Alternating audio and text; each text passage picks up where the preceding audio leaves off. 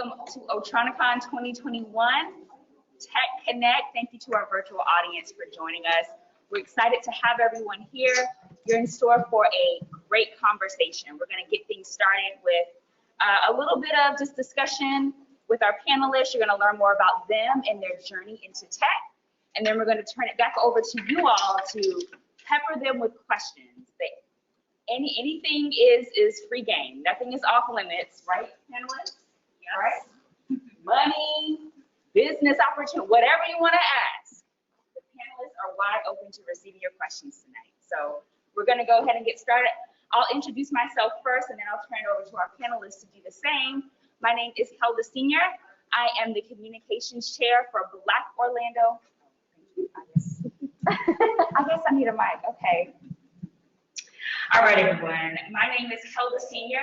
I am the communications chair for Black Orlando Tech. We are a local nonprofit organization dedicated to empowering minorities to pursue tech careers and business opportunities for economic improvement and empowerment. That's our mission, that's our goal, and we are excited to partner with Otronicon and the Orlando Science Center for tonight's event. And now I'm going to turn it over to our panelists to introduce themselves just very briefly. We'll start things off with Dr. Melissa. Would you mind starting us off? I'm Dr. Melissa Walwanis. I am the Deputy Director of Research and Technology at the Naval Warfare Center, Training Systems Division here in Orlando. I'm an industrial organizational psychologist with a PhD from Florida Institute of Technology. And I guess a little bit about our command, we build training simulators of all sorts right next to UCF. Dr. Maya? Hi, how are you doing? My name is Dr. Maya Byfield. I am a professor of biology at Seminole State College. I did my PhD at Albert Einstein College of Medicine in molecular pharmacology and neuroscience at UCF, and also a principal investigator of Leaps and Bounds Foundation for the National Science Foundation for Underrepresented Minorities in STEM. And I'm trying to burst into influencing phenomenal STEMists, where I am the founder and director. You can find me on YouTube. Thank you. Thanks, Dr. Maya. Gabe? All right. So I'm Gabe Perez. I am an IT security specialist. And I am currently working at Orlando Tech. Sorry, not Orlando Tech, Orlando Health. And I really am just a field support specialist. I work with them, basically making sure that the hospital has everything that it needs and up and running, make sure things go smoothly there. I'm also on the bot committee, very proud to be a member of the bot committee and working to advance bot initiatives as well. Awesome. Thanks, Gabe. Bill? Good evening. My name is William Lytle. I'm a recent NASA employee, just retired at the end of last year after 35 years and 9 months with the agency at Kennedy Space Center. My most recent job there was the creation and building of the augmented/virtual reality lab, the AVR lab, which was the first of its kind at Kennedy to do research into the AR and VR technologies that are coming out on the market today. Awesome, thank you. Liz? To follow that up, my name is Liz Lytle. I'm a communication strategist at Curley and Pynn Public Relations Management. As Rose introduced it to me, I am in a hybrid tech role, as we would see with financial services or communications, anybody that uses technology to drive the high-tech economy here in Florida. So it's an honor to be here and share a little bit of a different take on what it looks like to serve in a supporting role in a way. I've been with the firm for 3.5 years, and PR in total for 5, and just really passionate about storytelling and relationship building. So very happy to be here with our audience today. Awesome. Thank you. Thanks, Liz. And to Ayesha, thanks for joining us virtually. Hi, my name is Ayesha Benjamin, and I'm an Enterprise Security IT Product Manager. And I currently work for Electronic Arts, and some of you may know that as EA Sports. I've been with the organization now for 3.5 years, and also 8 years in the information security field. And I'm really happy to be here. Thank you for having me. Awesome. Happy to have you. Ayesha. So I'm going to toss this first question out, and I'd like to hear a little bit from each of our panelists, kind of your journey to where you are. Dr. Melissa, when we were speaking a little bit before tonight's event, your journey is definitely distinct. You didn't necessarily see yourself in this role where you are right now. So talk us through a little bit of how you got to where you are right now. Sure. I mean, I'm a psychology major, or was a psychology major at the time, and I was interested in work psychology, and I saw myself in a consulting firm doing something along like the lines of HR, and the Navy actually called me and asked me if I wanted to do an internship. And so I went over and did an unpaid undergraduate internship, work credit, when I was a junior at UCF, and I just loved it. Worked with engineers, worked on experiments with simulators, trying to help the fleet to do their job better, to train them, to educate them, and it was fantastic. The Navy, I decided I was going to go to graduate school. The Navy paid for me to go to graduate school for my master's degree. Had a job afterwards. Worked for about a decade, and then went back to graduate school for my PhD. So. Interesting. And Dr. Maya, I'm curious to hear about your journey too, because I think when I've heard you speak before, you mentioned that you've always had a fascination for science and technology. So talk us through a little bit of how that early love and passion for science and tech has led to where you are today. Yeah, from a child, my grandmother, when she was going back to school for nursing, she would, teach me biology that she was learning at the community college level, actually. And she would teach me how to, plant soybeans and watch it grow. My first word at 3 was, she tells me, was photosynthesis. I love dissecting flowers. And I saw myself doing that from a young age. I'm from New York City, so we went to museums like the Museum of Natural History where I saw the dinosaurs. So I had a love for science from a very young age. And so it just progressed through my life all the way up to college, to the point where I was pre-med actually, because I was doing well, but I got to the place where I did not want to be involved in the healing process. I knew it in my spirit. I knew I didn't want to do that, but I really wasn't sure where to go next. And literally, I saw a book. Like I always tell my story is I feel like it's divine intervention. I'm a spiritual person. I really felt guided through my process. And it was a book that said, graduate school, I opened it up and I saw $0. I was like, $0? And like, $25,000 stipend. I said, what? I stood up, and so I've always known myself to love science. I just didn't know the way. And it literally opened up for me. I said, oh, grad school. And I got internships that summer to work in the pick hour, just from the United Negro College Fund. Just randomly, they gave me a summer scholarship at home in New York. So I was able to go home and live at home and do the internship. And then from there, I was like, I love this. And I literally, I'll tell you the story. It's funny. It was Y2K. Like talk about the pandemic now. It was 1999,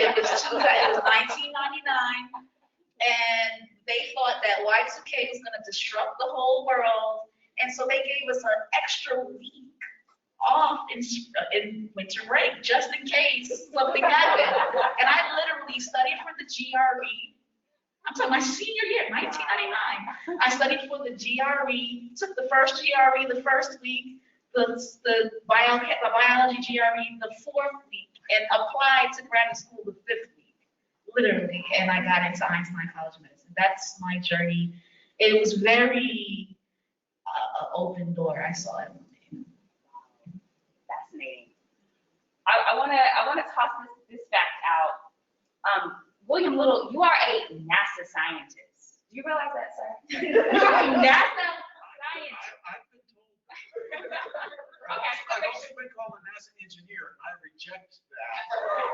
I am not an engineer. My college degree says computer science. All the engineers in the room.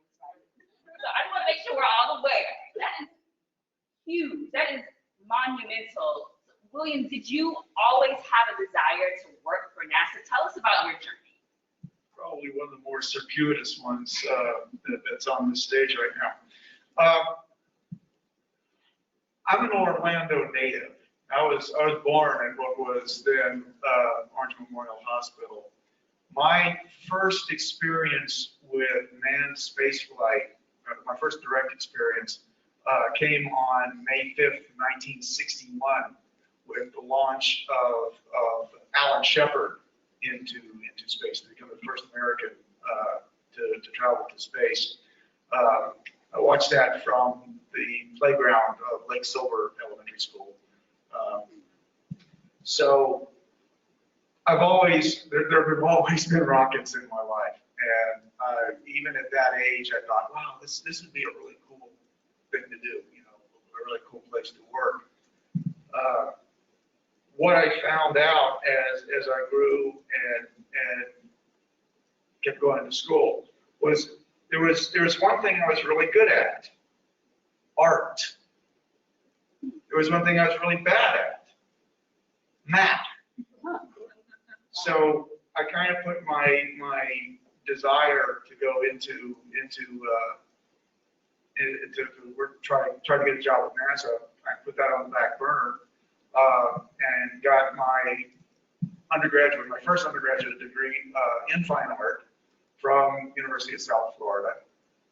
My second college degree in English literature from the University of South Florida. And after I graduated from USF the second time, it was completely out of money. I got a job working as a commercial artist in a screen print shop, designing T-shirts and bumper stickers. One thing I learned that in that experience was that that romantic notion of the starving artist is romantic to everyone except for the starving artist. So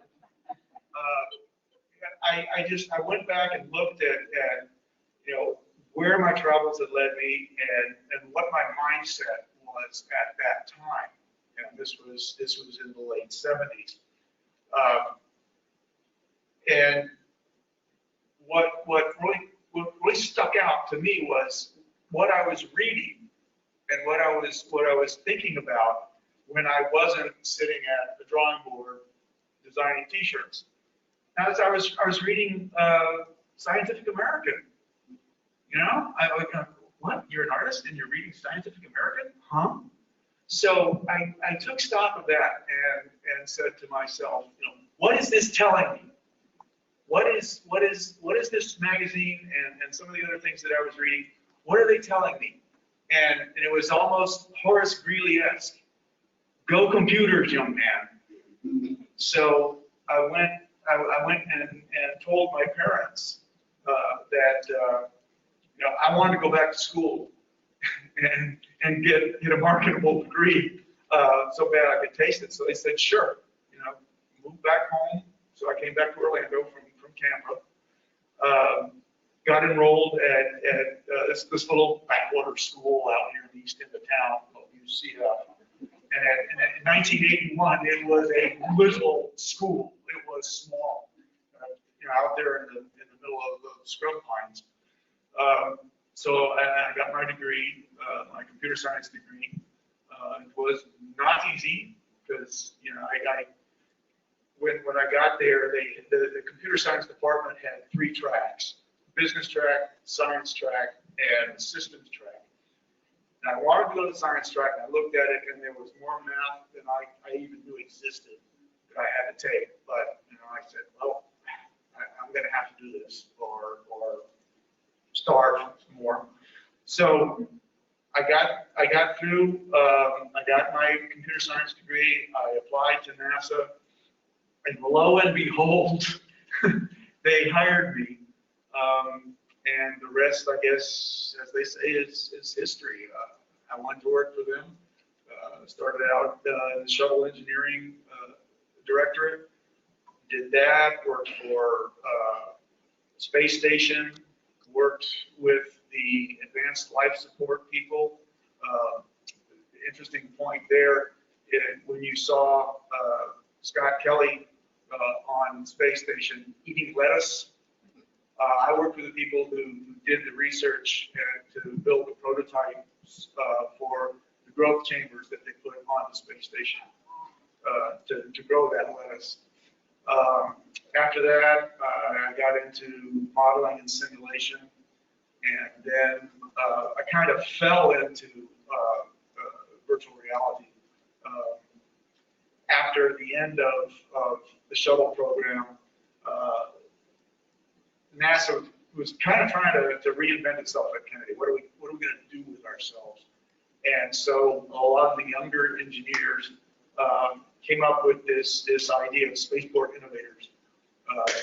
And part of the spaceport innovators, for what they did was they'd have an expo where people would bring what they're working on out into public areas so that you can see. There's a lot of really world-class stuff going on there, but it's all behind locked doors, and you wouldn't know that it was there unless you knew somebody who was working on that particular project. So they did that, and they started a Kickstarter. You had what was it? A 30-second elevator speech. No, it's a 90-second elevator speech to give to the judges who are made up of senior leadership at NASA at Kennedy. And if they liked what you said, they'd give you up to $5,000 to start, working on whatever your idea was. And so I pitched an idea to work with Microsoft Connect, and from that, they liked it. So I started working with the Connect, and then as the VR technology started really hitting the market, I started working on that, and that was the top of my career. Well, that I think is the second proudest thing I've done at Kennedy, was build the AVR lab. And of course, the proudest I am is working for the shuttle program. Fascinating. Thank you, William. Thank you for Like I said, boy, I went around in circles until I got to it. Love it. Thank you so much for sharing. Ayesha, I'm going to go to you next. We'd love to hear about your journey to EA and kind of where you are right now.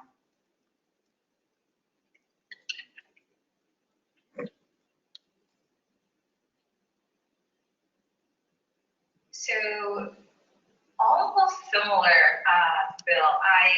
Ever since I was young, when I was in the 4th grade, I knew I wanted to get into computers. Specifically, I wanted to be a computer programmer. I wanted to create video games to help kids tell the difference between verbs and adverbs and nouns and pronouns. I was a nerd, but a gamer at such a young age. When I went to college, I was a computer engineer major at the University of Florida, and I got to count 3, and I was like, yeah, this is just not going to work out. This is just like way too much math, and I was also taking heavy sciences at the same time. So I switched my major from computer engineering, and I went into advertising, and also did another degree in international marketing. So I told myself if I was going to leave my dream major, I was going to take up a double major in something else. And so that's what I did. So I got 2 bachelors at that time. When I graduated from my undergrad, I didn't go into advertising, and I didn't go into international marketing. To be honest, I didn't see myself in those fields at all. I did something so we can get out of school. But I went straight into the computer field. And I have not looked back. I have not developed any video games. I think after a few years of being in the IT field and then in information security, I sort of kind of lost the love for that. It wasn't what I expected it to be when I was just in the 4th grade. But I did IT for possibly 5 years. And after IT, my mentor at the time told me that, hey, you would be really good with identity. And I'm like, what's identity? And so he explained to me that it's pretty much everything that I have been doing all the time. So identity and access management, that's what got me into the cybersecurity field. It's because I was always good at identity, or protecting people's identity, definitely understanding who the individual is and, HIPAA, PII information. That's how I got to the field. I worked for UCF for a few years for their InfoSec team, and then a position opened up at EA, and I'm like, heck yeah, I still love games. I really love information security now, and EA had a position open for a security engineer, and so I started at EA as a security engineer, pretty much curating solutions for identity, specifically on the password front, and also doing endpoint management as well. A couple years after, 2.5 years or so after that, I switched over to the product side. This has enabled me to see information security from an umbrella view. So everything that's going on within the organization, maybe on the gaming side or just internally, I'm able to see that from the product side. Whereas on the security side, I only have preview to exactly what it was that I was working on. Well, thanks, Ayesha. I love the story of like a slight pivot. You kind of stepped out of college into one area and made a pivot into what really was your true life's work. Gabe, that's sort of similar for you. You made a pivot after graduating from college into where you are now. So talk us through how a poli-sci graduate ends up in tech. Yeah, so there are 3 things that are pretty evident to me right now. Is that I certainly share your excitement for William over here. Like I hope some of that NASA magic just floats my way. Another thing is that there actually is so much similarity in a lot of the paths that we've all taken. And the last thing is that I feel like I am definitely the person on the stage who is earliest in their journey. So it's very exciting to be on stage with so many, innovative, intelligent people. It's very inspiring. So I have a very similar kind of story. I got into college. I'd always known that I wanted to do something STEM related, but I'm one of those people who's always like, wow, that's really interesting. I want to, wait, what about that?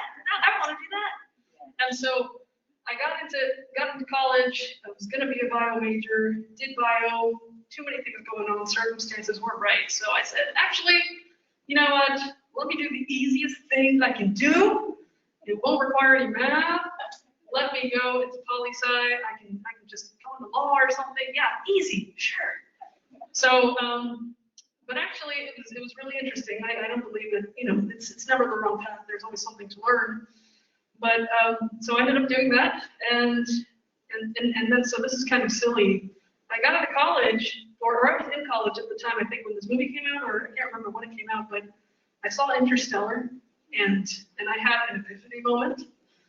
I said, I want to find a way to be somebody who's doing something like that. I don't really know how I'm going to get there, but I need to find a way to get there. So I applied to UCF to actually go back for another bachelor's degree in computer engineering. And so I moved up here to Orlando, and then I got a job at with another education company who actually was going to pay for a master's degree. So I said, well, I should probably play it smart and actually just go for the master's. But I thought, maybe I could just build on what I have. I don't know. I really don't know. There's got to be a way for me to be able to, pivot. Everything's related. Everything intersects anyway. So I ended up getting a master's degree in public administration because I thought that would also be useful, and of course it is. But it still did not, get me to where I wanted to be. So I said, I was working actually for a union, and then my contract ended with them, and so I wasn't working, and then COVID happened. So I was like, you know what, this is the perfect time to just kick into gear and do what I had been saying that I wanted to do for so long. And so I said, I'm going to teach myself to program. That's what I'm going to do. I'm going to teach myself to code. And so I started doing that. I started just, gathering up as many resources as I could, and I started learning slowly, but I was picking it up. And I was going out, and this was pre-COVID, going out to meetups and just trying to get myself acquainted with the Orlando community in tech. And I went to this event one day with that was hosted by General Assembly, and afterwards we were kind of just mingling and everything, and I started talking about, I can't remember what it was, but then this guy came over and he was like, oh yeah, no, that's really interesting. I can get you into that. Yeah, no, that's really cool. It ended up being Josh, of Black Orlando Tech, and he just kind of brought me into this organization, and I was so just, amazed at the fact that, like, wow, the way that everything works out, just like Dr. Byfield was talking about everything, I also am quite spiritual, and I believe that this was a great way to finally, it was like a pick-me-up, help you just get into where you need to be. Because I thought, how cool that I get to actually use this public administration degree. I get to actually work doing something to serve the public, but it's actually tech focused, and this is where I want to be.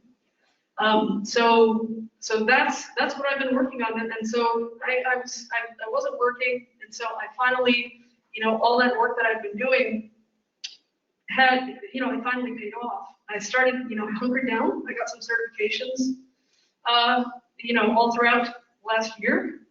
I was teaching myself as much as I could, and I ended up landing a job with Orlando Health. And so now I am really kind of doing a bunch of things there. It's a huge network. There's so much that needs help, make sure that everything's running smoothly. So this is what I mean, so that I'm quite early in my journey, but there is so much to learn yet, and I'm very excited for it. So I'm very grateful to Bot always. Beautiful, beautiful, Gabe. Yeah, absolutely beautiful. There's so much more ahead, and we're excited to watch and be a part of the journey with you.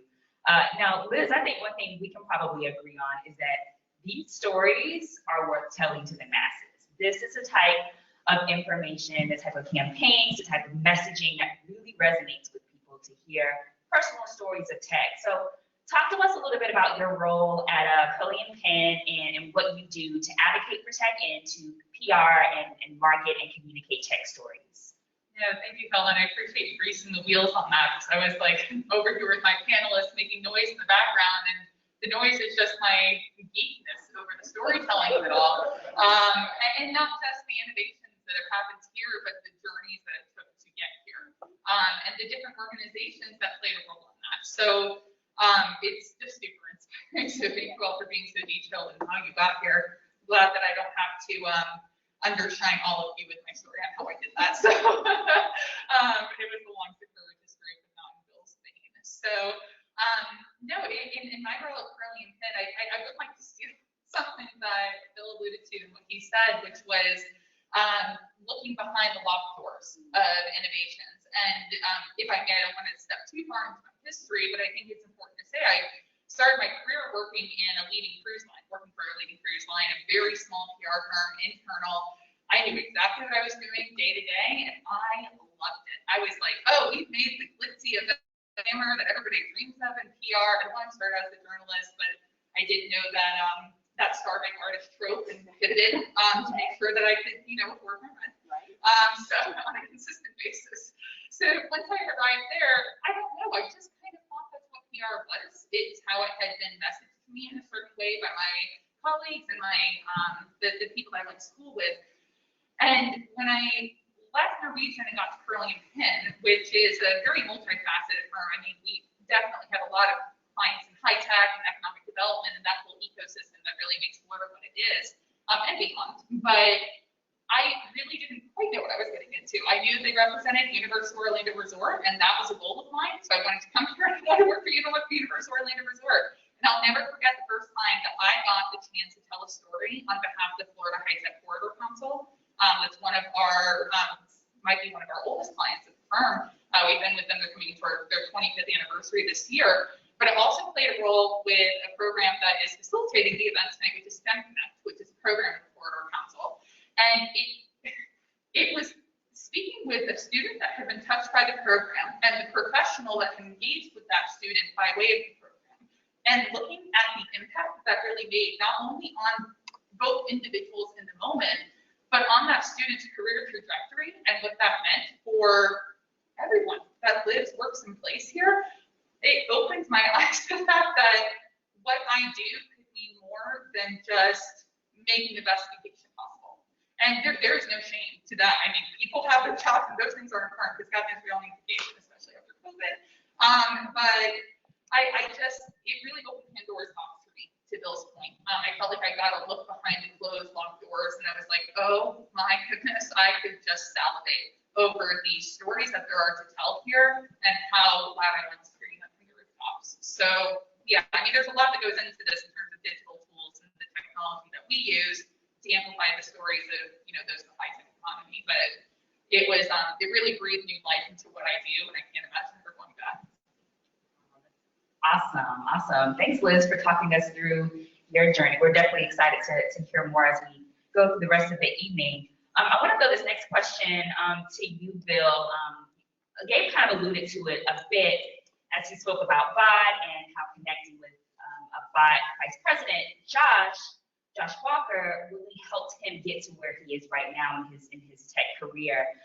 So throwing it to you, Bill, did you have any mentors? Were there any people that you looked up to or connected with as you were starting out in your career? I think the person I owe the most to for guiding me into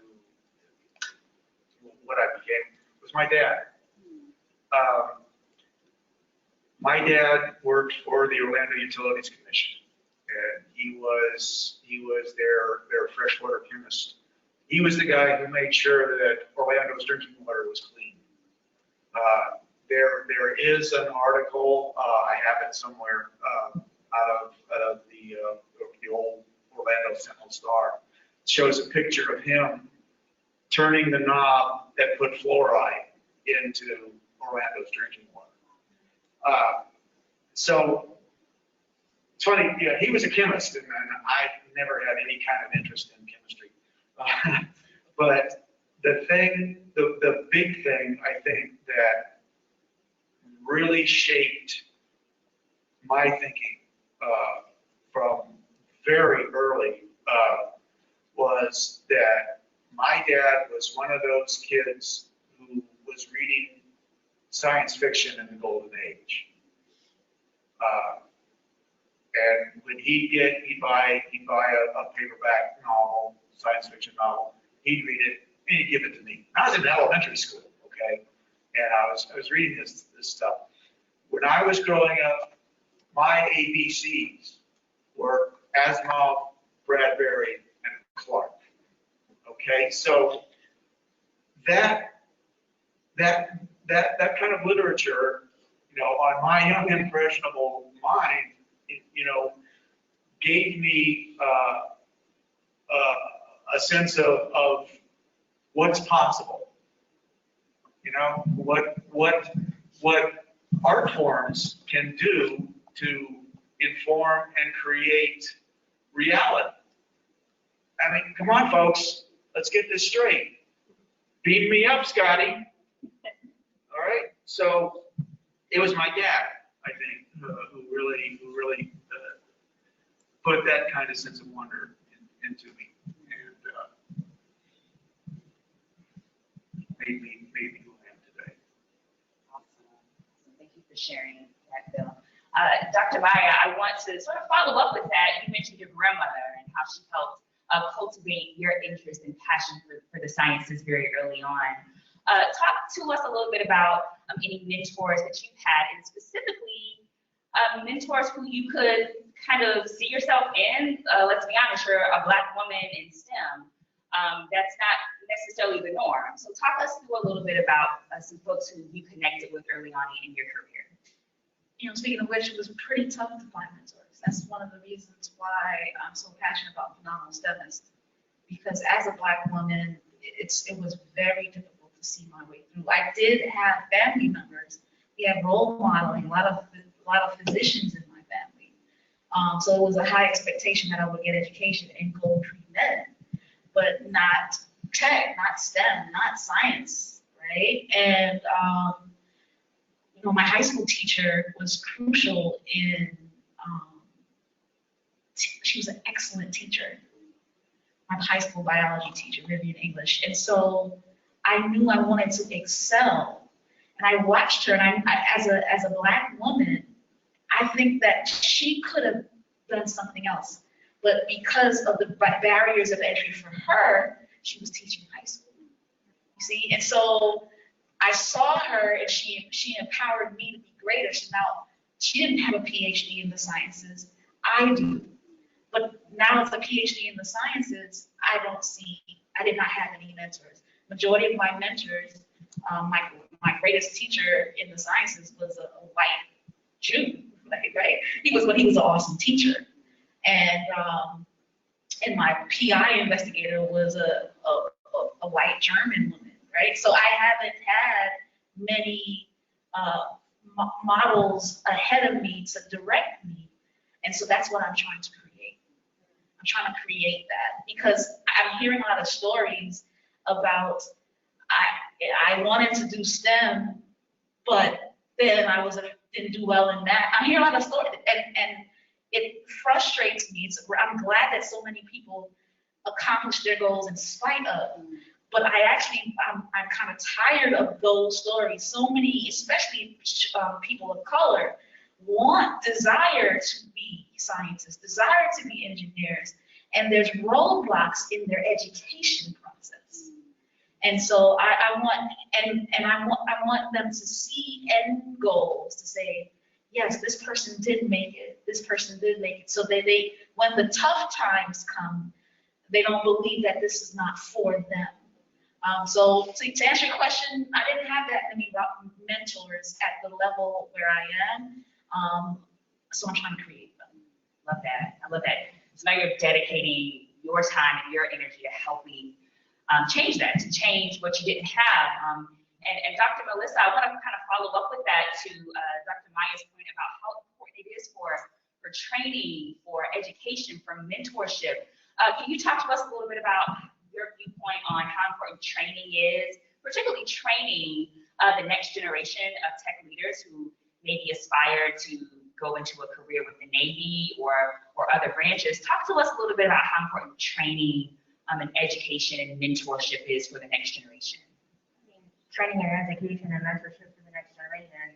I mean, we look at who's coming up behind us, and there isn't a very large bench of people that are pursuing STEM careers behind us. I mean, nationally, I think we have statistics on this, and I think it's very, very important for educators to encourage children, Black children, white children, Hispanic children, all children, to pursue careers in STEM. I think, growing up, as a female, we weren't always encouraged to follow a science path. I was encouraged to do something, but it wasn't necessarily science or math.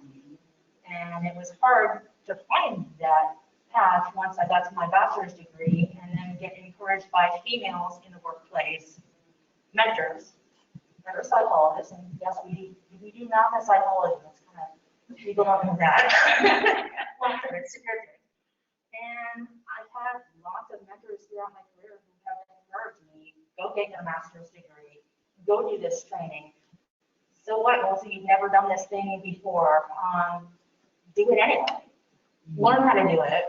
Take the time, find mentors, find somebody who knows how to do that thing. I've had some mentors through my career who have been there throughout, encouraged me along the way, but I've also been encouraged to see, oh, that person is really good at briefing. I really want to learn how to brief like that person, so go and talk to that person. Or I've never done an experiment like this, but I know that this person has.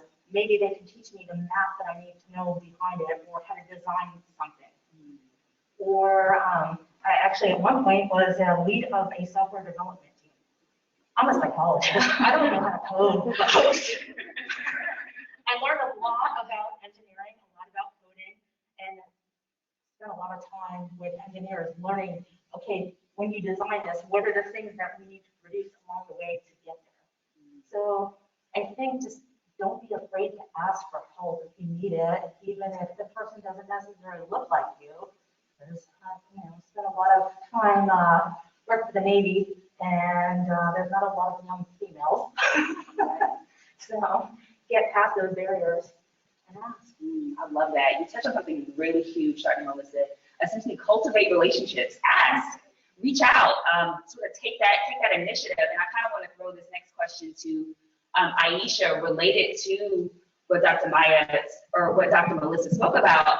How important is relationships? I think we know that they're important, but how do we cultivate relationships? Like, how do we enter it into a new space, cultivate relationships in our field, so that they're mutually beneficial? How have you cultivated relationships in your career?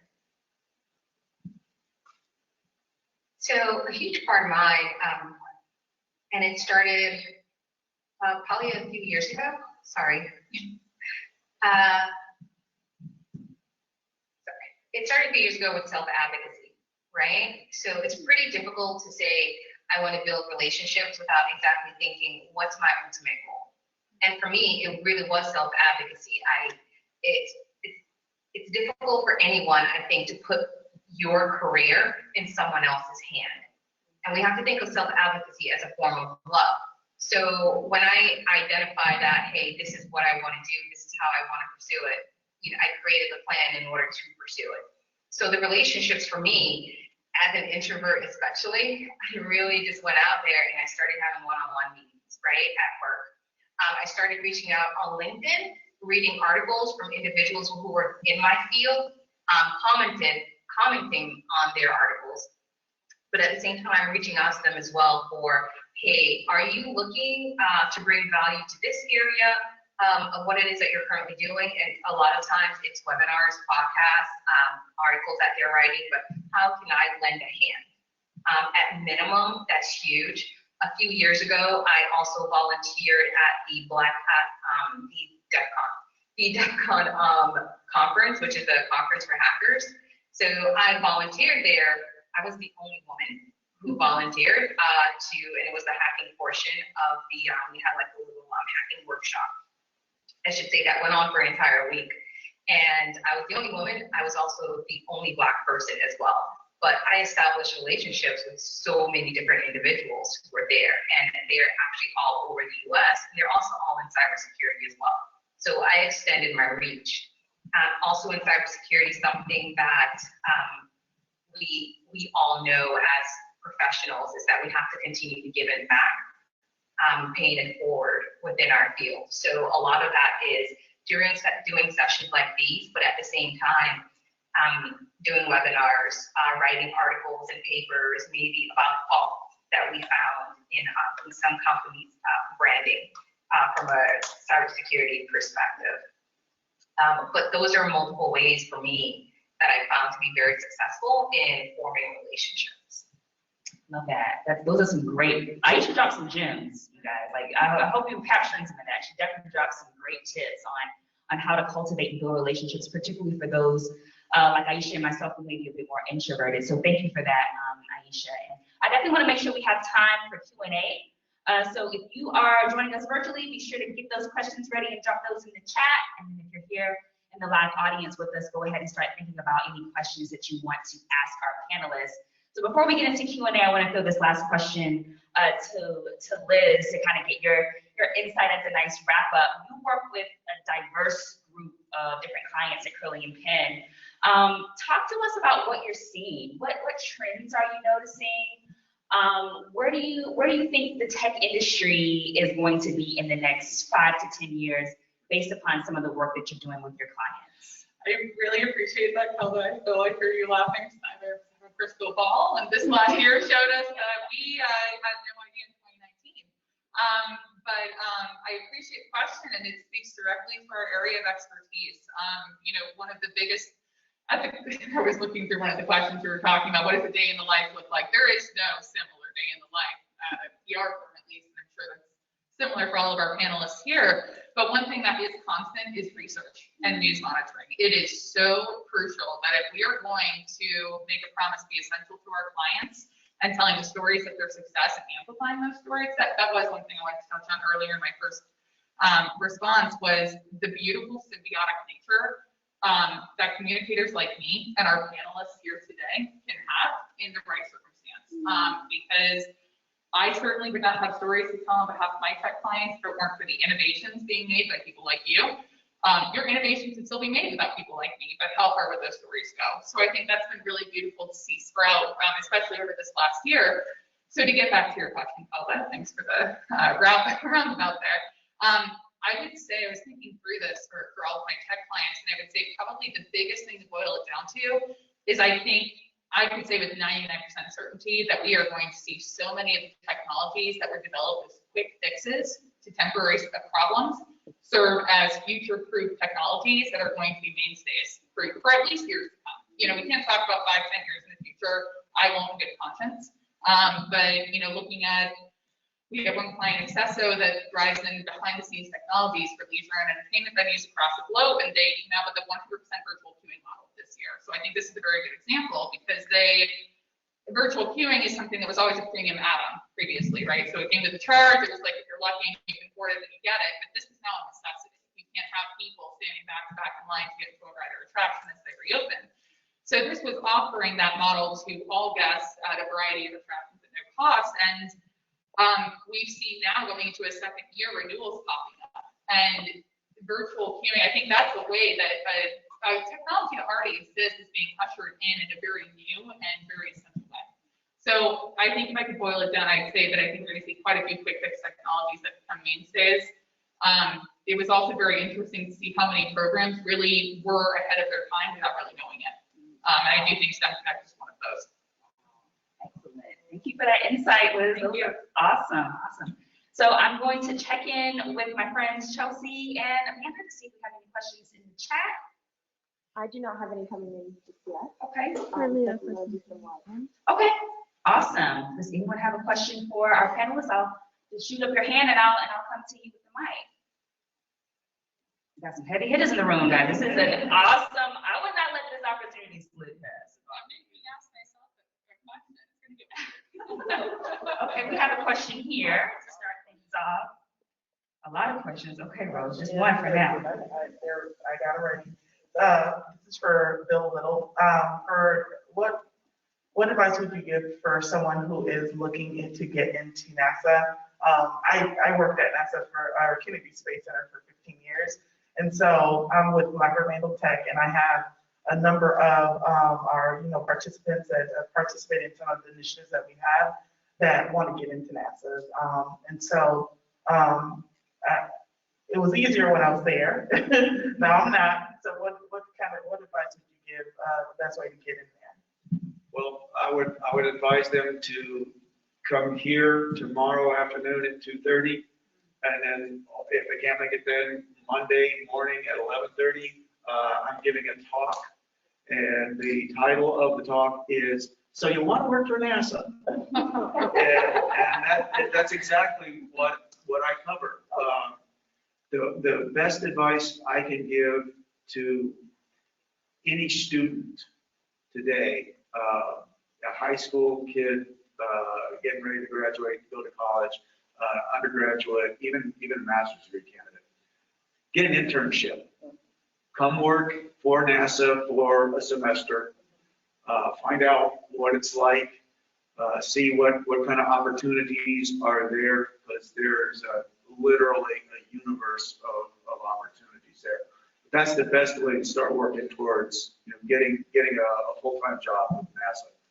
Is get onto our Office of STEM Engagement website or USA Jobs and find out what opportunities are there and then go for it. That's exactly how I was able to get into internship. Yeah, to follow up, I discovered as I was building the AVR lab that interns are one of NASA's greatest resources. They bring ideas and knowledge that us old guys, our brains are a little slow these days. So they can come in and do just super innovative work and push the envelope. And it's been a really great experience since 2015, I've had something like 16 interns go through the lab. And these are top drawer kids. One of them is, he took over my job. You know, he was a Pathways intern. And yeah, he came back after he graduated, and he's now full-time civil service. And I couldn't have chose better. Some of them, let's see, one of them is working for IBM. Several of them have gone on and are working on master's degrees now. And I keep in touch with a lot of them. But internships. You guys terribly tell if I talk something on that? Please. Okay, this played really heavily into me in my internship outreach. I love my university, Florida International University. While I was there, they were a little late to the ball about mentioning the importance of internships or introducing that to us. I know that I have Google, so I could figure it out myself. But something that has stuck with me since I started at Curley and Pynn, our firm's president, one of the first pieces of advice he ever gave me was that there are no points for shy.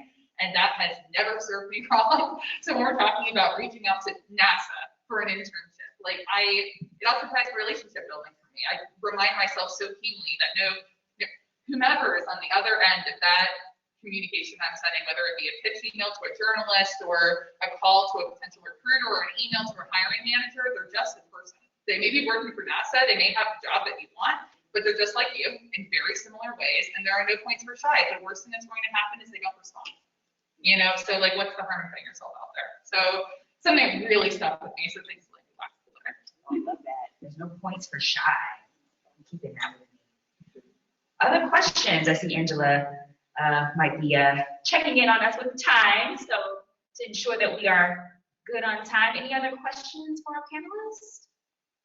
Okay, great. I'll be right back to you. I'll come up here. Lady. Hello. So I'm a college senior right now, and I want to know, obviously you have a lot of technical skills, but what's the strongest soft skill you use every day in your work life? Good question. So I think my greatest soft skill is definitely communication. Okay, I'm a professor, but I'm also an influencer on YouTube. I'm able to know what the audience needs, right? And coming back to this thing about increasing STEM, I think many professors are not looking to the needs of the audience. The audience are our students. And we really don't tap into their eyes of confusion, right? There was a professor that did a 2-hour lecture. Did you see that? On mute. How in the world do you do a 2-hour lecture not knowing you are on mute? That means you did not engage your students at all. And that is why people drop biology and chemistry and calculus 3. And I think that needs to change, definitely. So knowing my audience, being able to communicate with them, seeing what's going on in their eyes. That's what I do the most. Any other panelists want to add on? Ayesha, if you want to add on to that question. Yeah, sure. I'll chime in on that one. Still on the communication front, I would say active listening.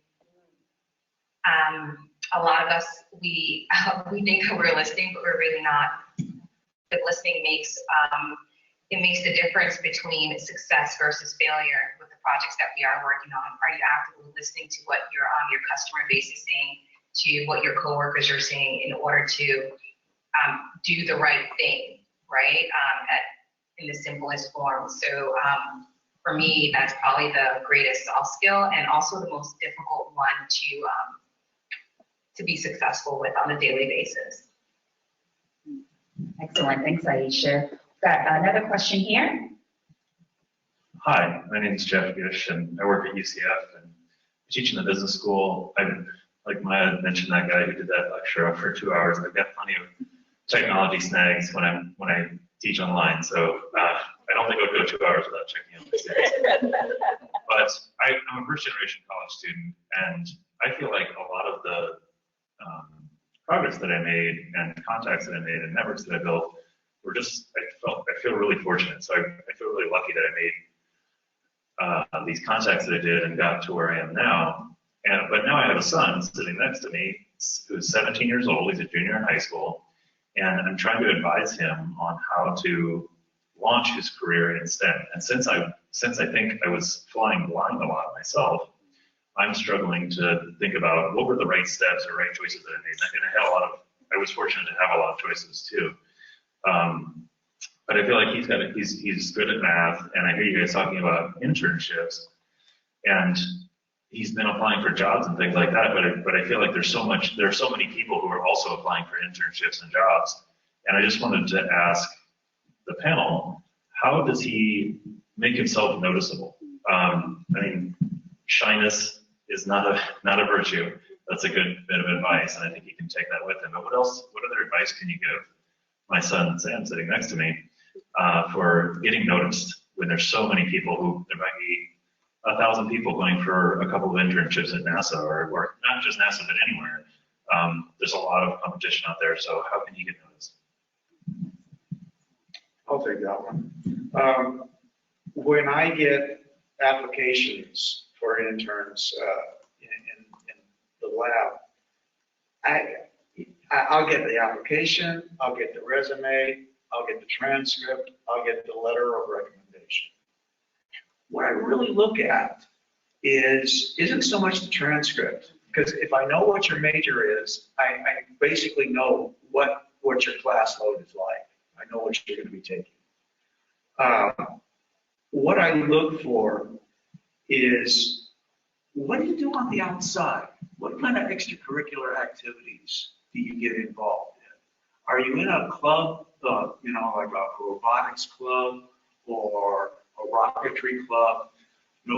What is it that really turns you on? What really makes you tick? What gets you out of bed in the morning? That's what I want to know. That's what I'm looking for in students. I had one student. She was a mechanical engineering major. Now you think mechanical engineering, computer science, VR, those don't exactly work and play well together. But what I saw in her extracurriculars is she had a real entrepreneurial spirit, very creative, big problem solver, lots of activities, involvement in STEM-related clubs and such. And so she applied to the position 3 times. Now, finally, on the 3rd time, said, "Well, okay, you're persistent. I will bring you in and let you work with me." That was the summer of 2018, and now she's the one who's working for IBM.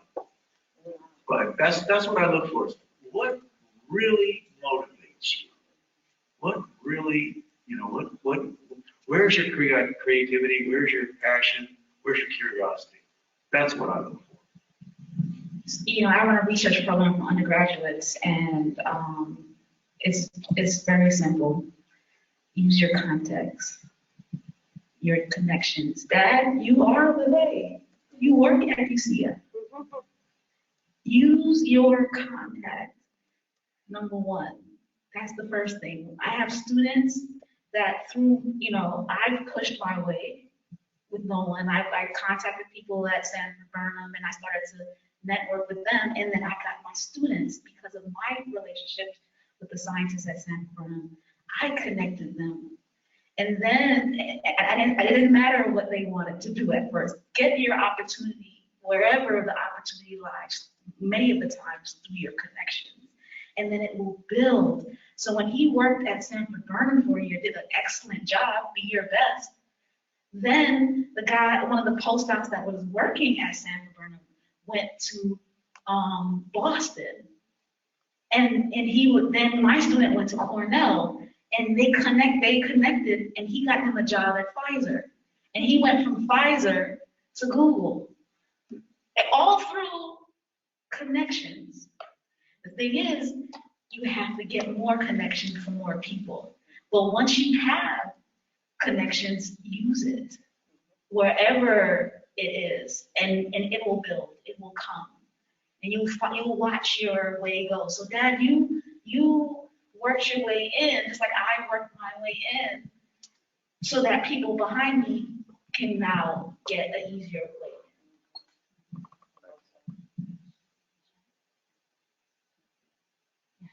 Excellent. Thank you, Dr. Maya. We've got one other question in the chat here. Thank you for serving on this panel today. My name is Dr. Lane Powell. Oh, hi, Dr. Lane Powell of Tech-Sassy Girls. And I work with Tech-Sassy Girls. We introduce underrepresented middle and high school girls to STEM. What are some of the technologies used in your industry that we should consider teaching the young ladies? Excellent question. Maybe can I throw that to you, Dr. Melissa, first? Sure. We build simulators, so anything in the area of modeling and simulation, software development, understanding gaming, build us AR, VR, XR technologies. We're highly interested in them. There's hardware. I mean, it plays a part in anything that we do. Ruggedizing hardware to send out to the fleet on a ship or with a Marine who's very capable of breaking things. So there's tons and tons of opportunities. We employ electrical engineers, mechanical engineers, psychologists like myself to make sure that the things that engineers build are actually usable by people that aren't engineers. Instructional systems designer. If we're going to build a training system, is it going to result in somebody actually learning it? And certainly, I mean, there's so many things. I mean, even the work that you do is highly important. I don't think that scientists are really great necessarily at always communicating what they do in a way that the public will understand it. So there's a ton of things that the Tech-Sassy Girls can do. They can reach out to me at NACSE, and we have a large STEM program. We're doing robotics. We have an aviation simulator now that they can work on. Excellent. Yeah, excellent. Thank you so much. Gabe, what about you? What have you started to notice with the hospital of some useful tech skills that Dr. Powell may want to begin teaching to her group? Well, I certainly agree. There is so much value and there's so much to learn. It actually is quite overwhelming because there are so many resources out there as well. So, but I have to say that software development and coding right now is really just invaluable. That's something that you could definitely focus on because that's applicable anywhere for anything. It's just as long as tech is growing, somebody needs to program it. Somebody needs to understand and how to communicate with computers and how to get it to do what you need it to do. So I think that's certainly one thing you want to focus on. Hardware is certainly important as well. I guess with Orlando Health, there are so many pieces that are necessary to make a huge hospital network run. That you know, as an IT specialist, you have to know how, from how to communicate to the actual computer through something like Linux, which is like a root level, communicating with the actual computer through something like a terminal. It's like that black screen where you always see all the words, everything. It's like, it looks like something out of, an alien movie or something. That's really important as well. So, communicating in the terminal, also very important. That with programming, as long as you really know how to communicate with the computer, you're starting somewhere where you can start to build that way. And I think that's really an important place to start. There's so much to learn there. Excellent. Great insight. Quick check-in. Oh, a question here. Hang on, I'm coming. I'm trying not to fall with these shoes.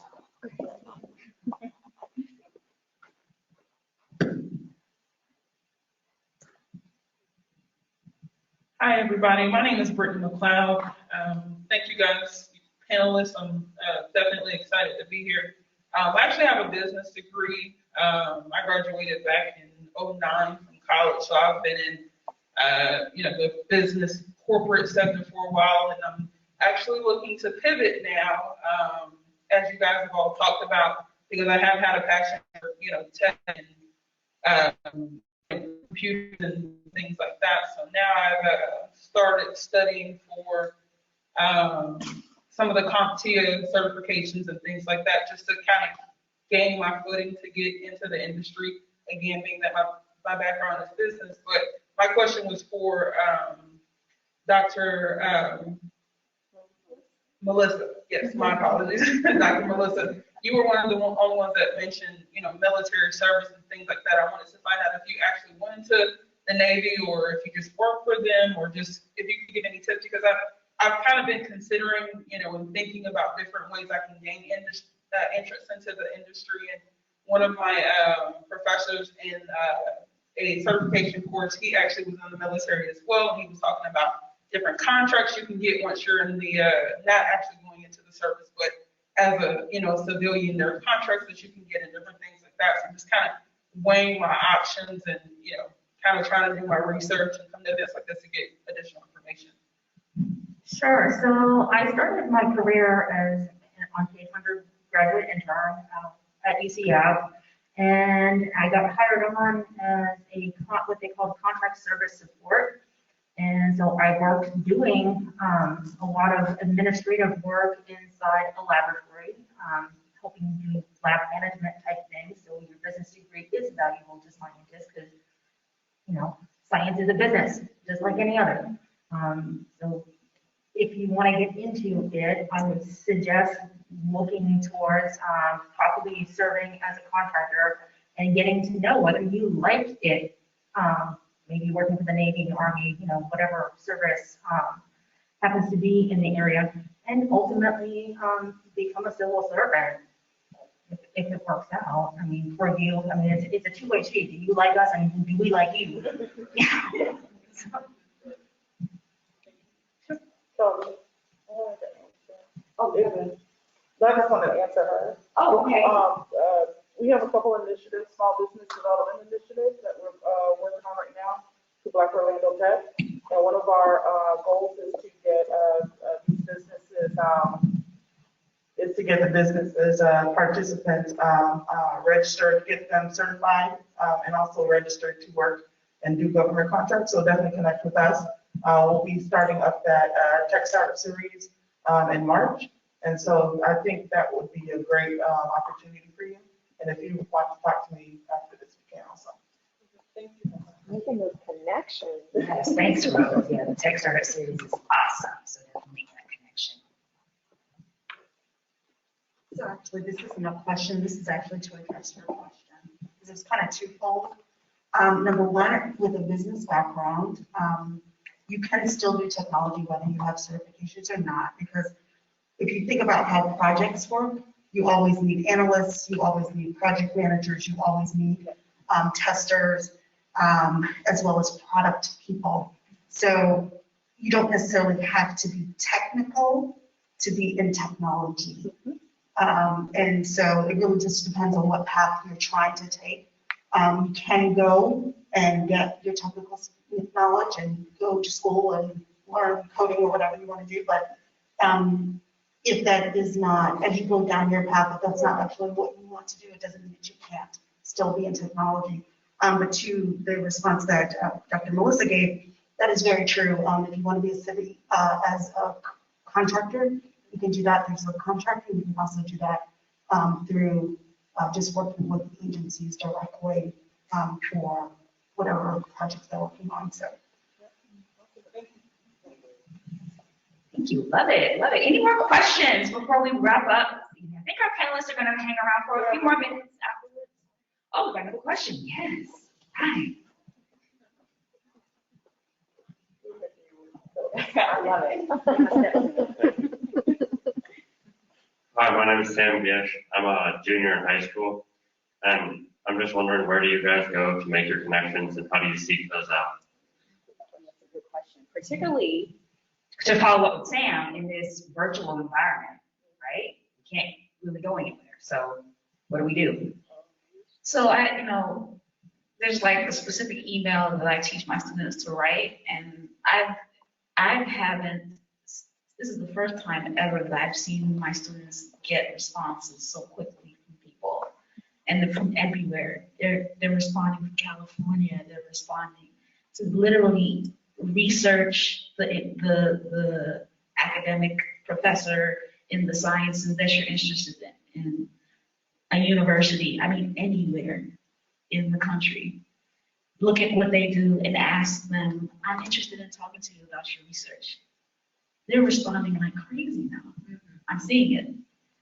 And they're doing virtual internships and virtual mentorships right now, much faster than they were doing it when I would have to train them to meet them in person and then have an interview and then they allowed to come in the lab. They feel safer now because, with the lab, I don't know, liability, this and that. Now, I can see you from afar, I feel safe. I have no problem meeting you from afar. So literally go Google multiple companies of your interest, read up on what they do, and ask to meet them virtually. Let me reinforce that. The NASA public-facing website, www.nasa.gov. You want to know anything about NASA, you go to that website. There will be just more information than you can shake a stick at. And there will be pages and pages and pages of research that's being done right now on any number of technologies, any STEM-related anything. NASA's got its fingers in all kinds of stuff. But on those pages, when they're talking about specific research that's being done, more often than not, they will include on that page the names of points of contact and their email addresses. And I'll tell you something, NASA people are passionate about what they're doing, and they are more than happy to talk to you. So don't be afraid of, shyness gets no points, okay?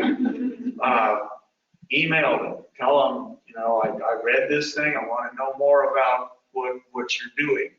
And I can almost guarantee you that you'll get a response, and they'll load you both. I mean, they will talk your ear off. You start me talking about extended reality, I won't shut up. Okay. If I may briefly back to your point, though, I think you go through like the perfect intersection there, which is, there's no points for shy, but definitely do your homework first. Because if you're going to cut through that noise of all the messages that they're receiving, people want to talk to you, especially more than ever. I'm sure we're all craving human connections.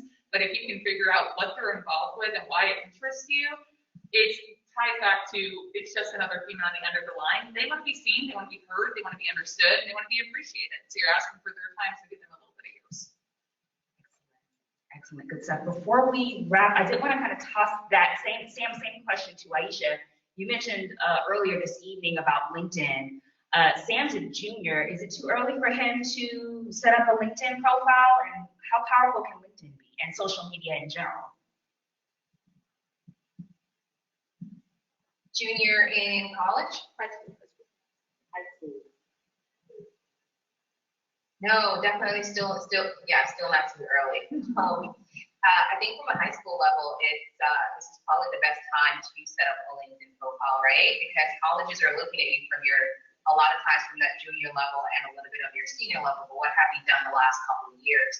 If you see now recruiters and talent acquisition team members, when you submit your resumes to them, the first thing they're doing is going to LinkedIn.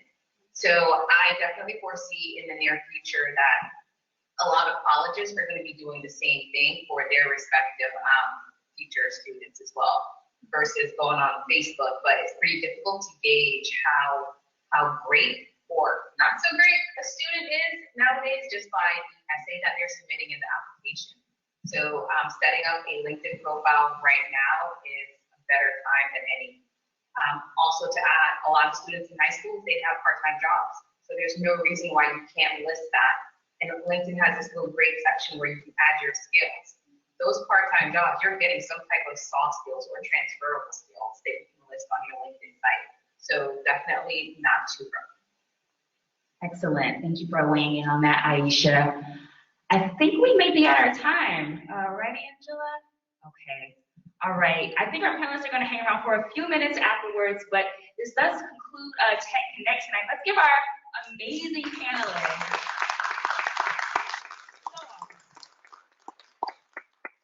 Okay, and Angela, some further direction for us?